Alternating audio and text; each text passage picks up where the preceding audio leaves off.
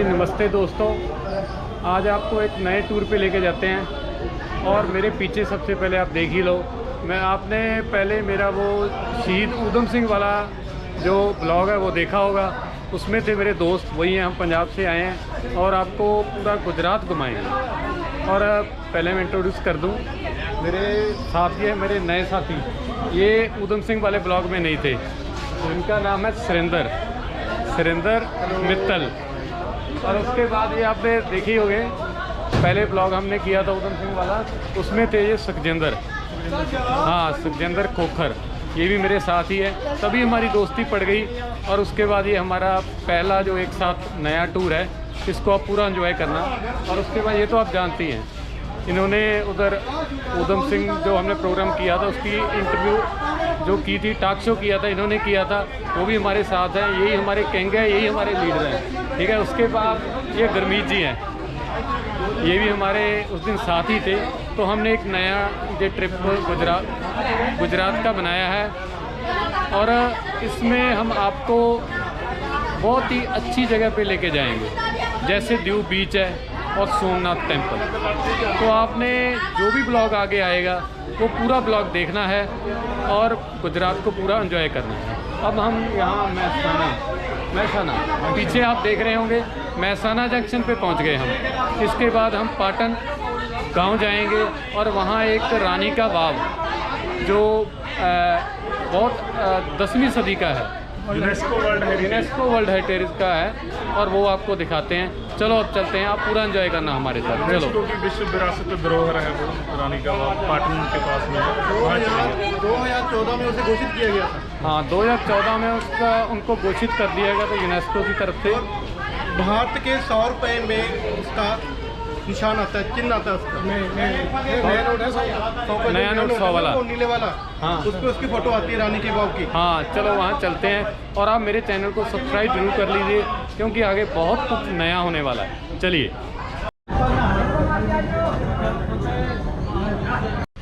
20 रुपये वो मांग रहे थे बस स्टैंड पे, लेकिन थोड़ा आगे आए तो 10-10 रुपये की कॉल करने लगे। अब आगे थोड़ा देखते हैं, अगर टैक्सी वगैरह कोई मिल जाए या जो बसें जाती हैं वो सस्ती पड़ेंगी। छोड़ देना भाई, नहीं वहाँ से हम मोटेरा को जाएंगे। पूरा दिन का करना है, बोलो नहीं कितना की करेंगे पूरे दिन का। क्यों बोलो भैया, एक कैसे बोलो फिर? ओके नहीं, दोनों बता दो ना, बताओ। आपको खाली पाटन जाना है तो 900 रुपया, मोटेरा जाना है तो 1500, और अहमदाबाद तक छोड़ना है तो 3000।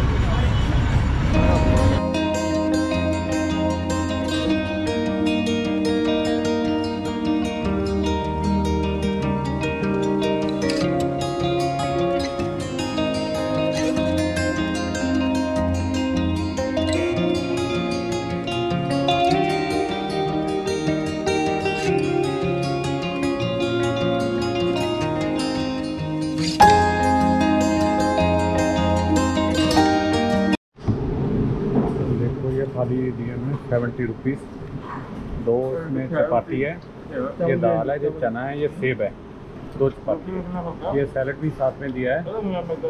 अब इसका टेस्ट चेक करते हैं कैसे है। देखो भाई गुरप्रीत, कैसे लगा? बहुत बढ़िया, बढ़िया, पूरी गर्म ये फुल्का है।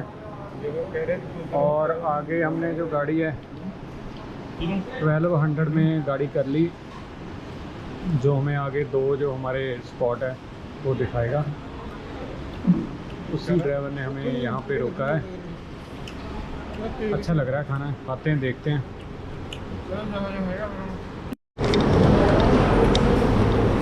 ये ना थोड़ा ये जो दाल है ये मीठी है और इसमें थोड़ा ये ऑयली है। हमारे यहाँ पंजाब में ऑयली कम चलता है, लेकिन टेस्टी बहुत है। और मुझे ऐसे लगा कि कॉस्ट भी ये 70 है, अच्छी है, कोई ज़्यादा नहीं है हमारे पंजाब के कंपैरेटिवली।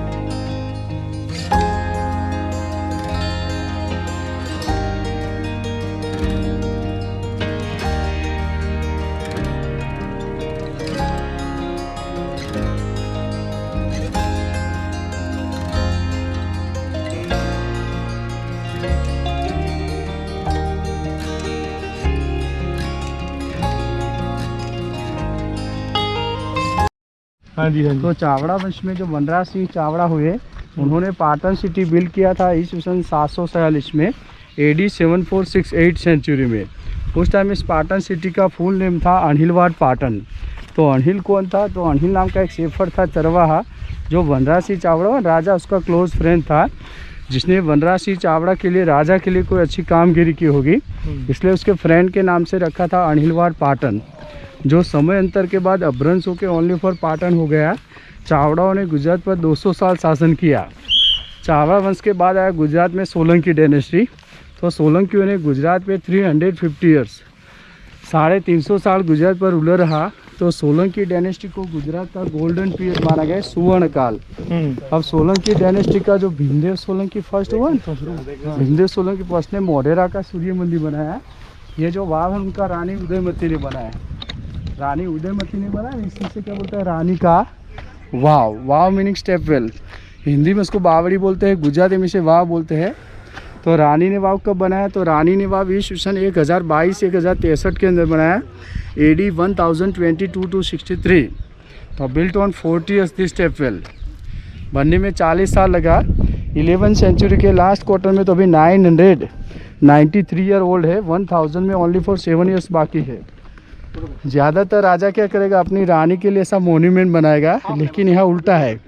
रानी उदयमती ने अपने हस्बैंड भीमदेव सोलंकी फर्स्ट की याद में बनाए हैं, उनकी मृत्यु के बाद। ये इसकी विशेषता, एक लेडी ने, एक स्त्री ने बनवाया है।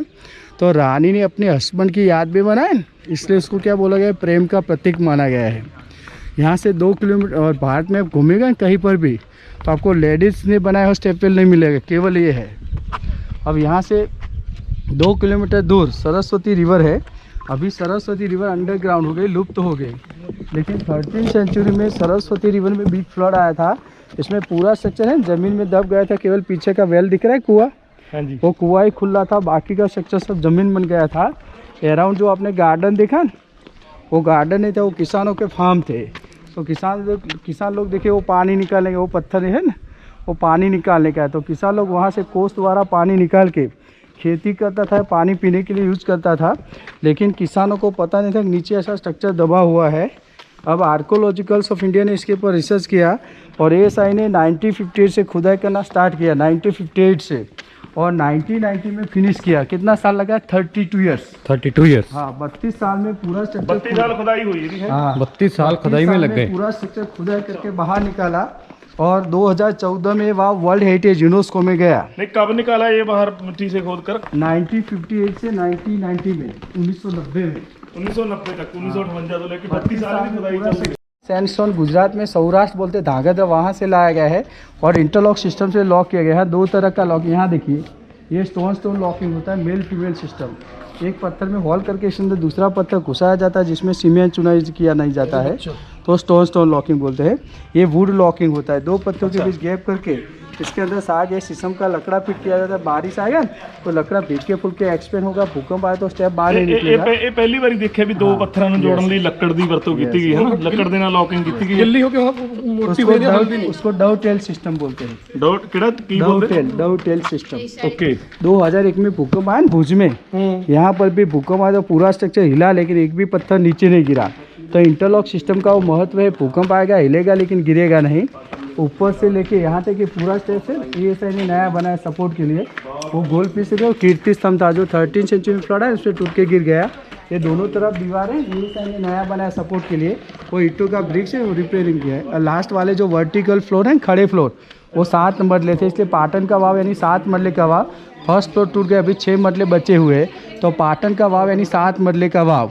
अब हैरिजॉन्टल फ्लोर बोलता है ना, आडा, तो 1 2 3 4 था। फर्स्ट फ्लोर टूट गया तो 1 2 3 बचा, हम खड़े, उसका 1 टूटा, सेकंड नंबर का 2 टूटा, थर्ड नंबर का 2 टूटा, लास्ट वाले का 1, यानी ये लेवल था, सब समान था। लेकिन 13वीं सेंचुरी में सरस्वती रिवर में बिग फ्लड आया, इसमें पूरा स्ट्रक्चर टूट के गिर गया है। ਕਬ ਆਇਆ ਸੀ ਫਲੱਡ ਇਹ? 13वीं सेंचुरी में 13ਵੀਂ ਸਦੀ ਦੇ ਵਿੱਚ सरस्वती ਨਦੀ ਦੇ ਵਿੱਚ ਜਿਹੜਾ ਹੜ੍ਹ ਆਇਆ ਸੀ, ਉਹਦੇ ਵਿੱਚ ਇਹ ਪੂਰਾ ਜਿਹੜਾ ਵਾਵ। अब वाव के 4 प्रकार होता है, जया, विजया, नंदी और भद्रा। ये नंदी प्रकार का वाव एक मुख्य, हम जहाँ से अंदर आएगा ना वहाँ से हमको वापस जाना है। वाव की जो शैली है ना, वो शिखर की डिज़ाइन दिख रहा है, वो नागर स्टाइल में है, नागर शैली में। और वाव है वास्तु के अधीन में गया, उसको दिक्पाल बोलते हैं, उसमें से कई दिक्पाल बताया गया है। अब रानी उदयमती ने इसमें नक्काशी में क्या क्या बनवाया है, तो भगवान विष्णु तीनों लोक में सोता है बताया, स्वर्ग, भूमि और पाताल। इसके अंदर विष्णु भगवान के 10 अवतार है, विष्णु भगवान के 24 स्वरूप है, 299 अप्सराएं उस टाइम की नारियों की मेकअप स्टाइल, हेयर स्टाइल, 16 श्रृंगार, ज्वेलरी और 14 20 कन्याएं बताए, वो सब मैं नीचे दिखाएगा। अब रानी ने वाव इतना स्टेप के साथ गहरा क्यों बना, इसके पानी का क्यों, वो नीचे समझाएगा।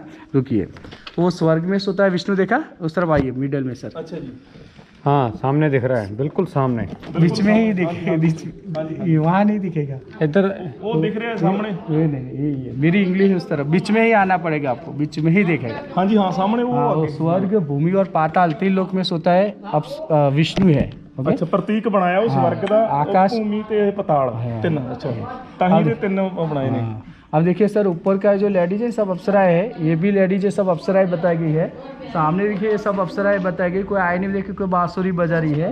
अब फर्स्ट नहीं, सेकंड नहीं, 3rd नंबर की अप्सरा देखिए वो क्या कर रही है, आईने में देखिए काजल लगा रही है।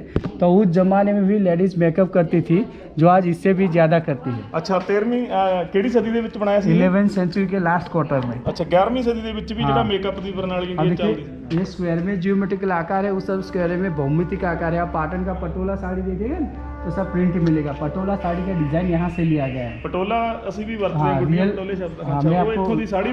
अच्छा, ये बलराम जी है, उनके कृष्ण के बड़े भाई बलराम जी, उनके मस्तिष्क के पीछे शेष नाग है, हाथ में कमल है, हल है, दंड है, बीच बुरग है, सीड बॉक्स।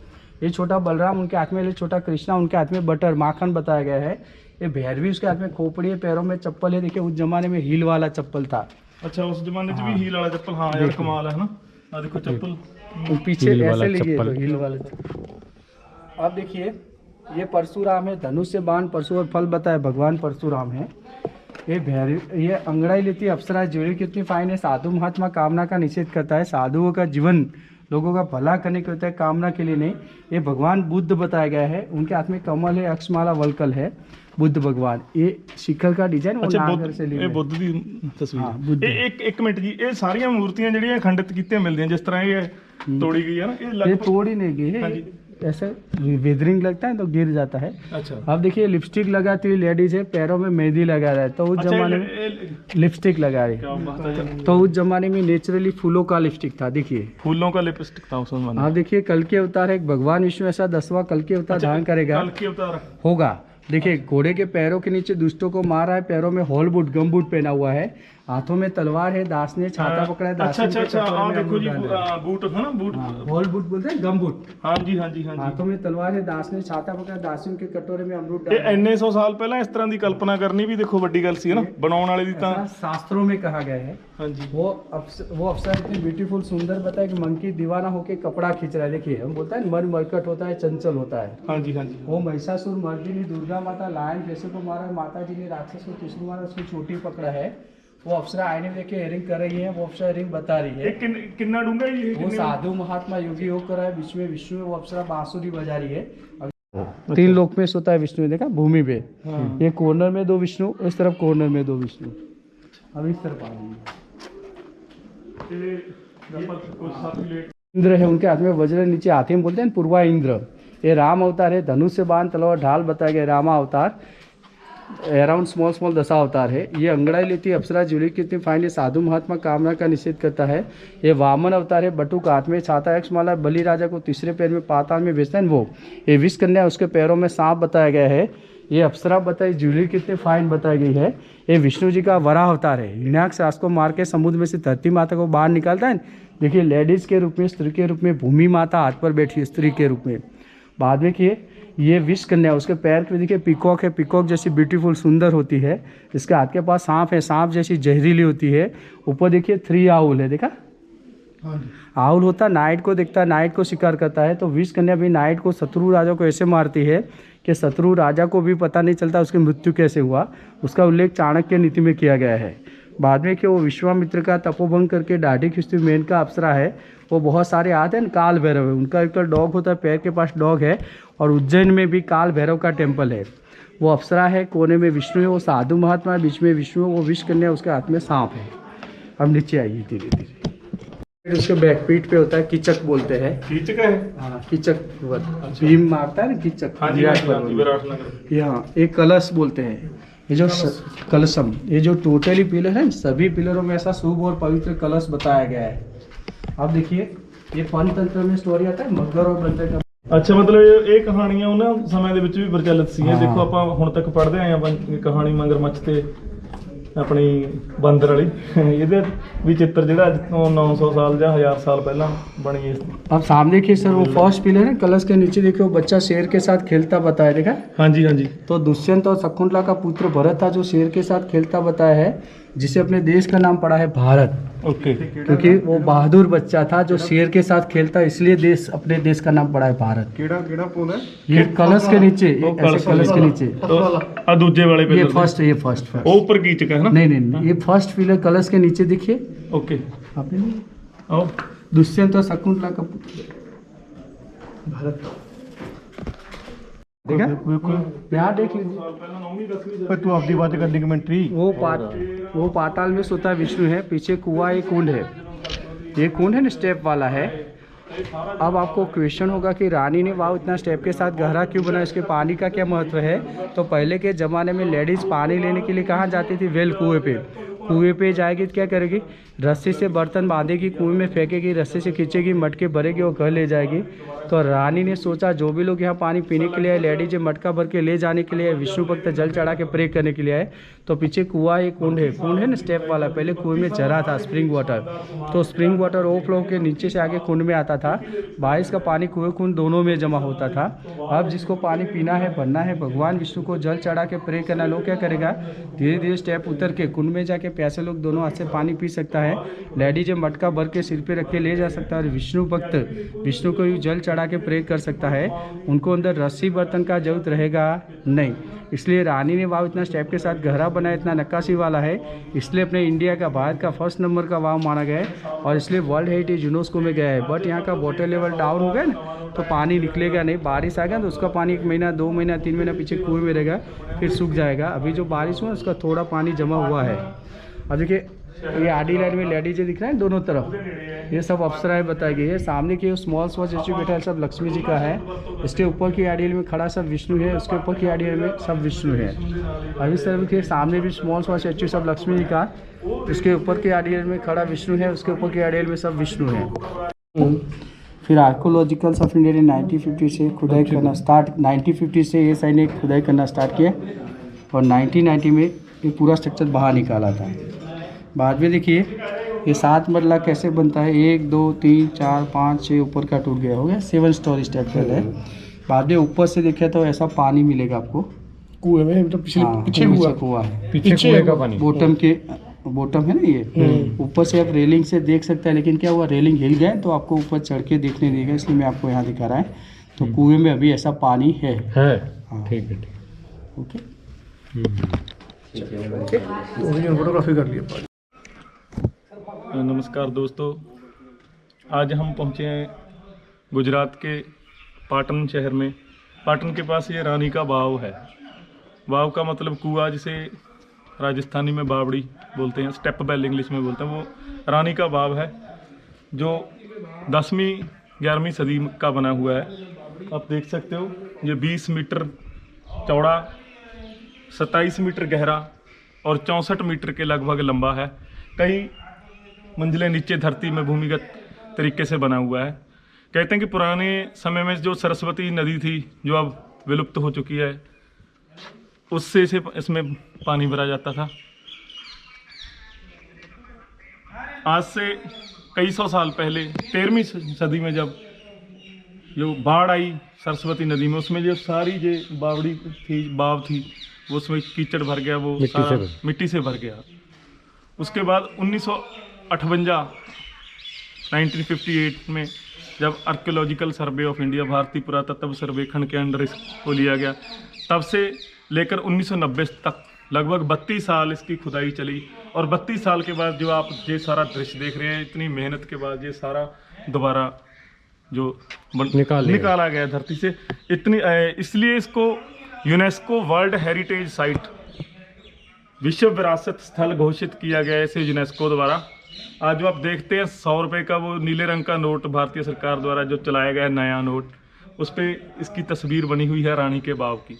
बहुत खूबसूरत स्थल है कारीगरी का, इतना भारतीय पुरातन शिल्पकारी है इसको देख के सजदा करने को मन करता है कि इतनी मेहनत से उन्होंने इतनी बारीकी से जो है इसमें कलाकृतियाँ बनाई गई हैं जो उसमें आपने देखी। और मैं एक बात आपको और बता दूं, ये जो पत्थर आप देख रहे हैं ये लॉकिंग सिस्टम द्वारा लगाए गए हैं। एक पत्थर में होल करके दूसरे पत्थर में इसको घुसाया गया है। और एक नई बात हमने देखी, जो दो पत्थर को जोड़ने के लिए लकड़ी का लॉकिंग सिस्टम इस्तेमाल किया गया। ये पत्थर है, इसको जोड़ने के लिए होल करके लकड़ी का लॉकिंग सिस्टम इस्तेमाल किया गया, क्योंकि पानी से जो लकड़ी थी वो फूल जाती थी और वो अच्छे से जो पत्थर से दूसरे पत्थर के साथ ग्रिप बन जाता था, लॉक हो जाता था। सो इसलिए उस समय की जो शिल्पकारी है, उस समय की जो कारागिरी है, उसके दर्शन आप कर सकते हैं इसमें, देवी देवताओं के।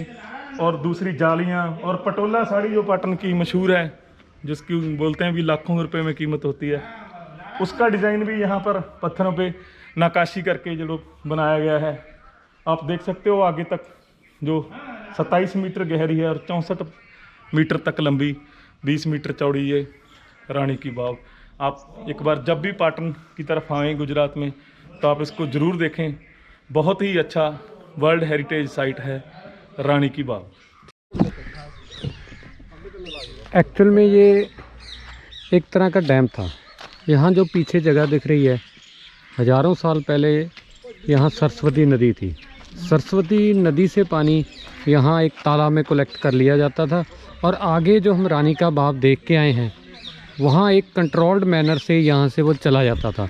आगे थोड़ा एक कुआं भी है, वहाँ कुएं में भी पानी जाता था। उसके बाद वो के एक तरह ज़्यादा पानी ना रानी की बाव की तरफ चला जाए, इसलिए एक ये collection centre and control centre की तरह इसे उस समय यूज़ किया जाता था।